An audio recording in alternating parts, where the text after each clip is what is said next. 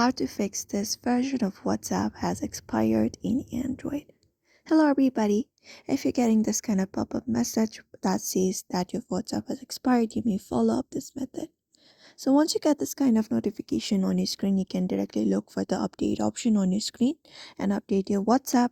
Otherwise, if that does not follow, you can just go ahead and open up your available app store on your Android device. For example, Play Store. So just go ahead and open it up. And the next step you can do is from this app section, you can go to the search in the bottom right corner and then open up your search and go ahead and then search for your WhatsApp application here. And then just go ahead and tap on it. So right now we can see we have an update option on our WhatsApp. All you gotta do is simply tap on this update option.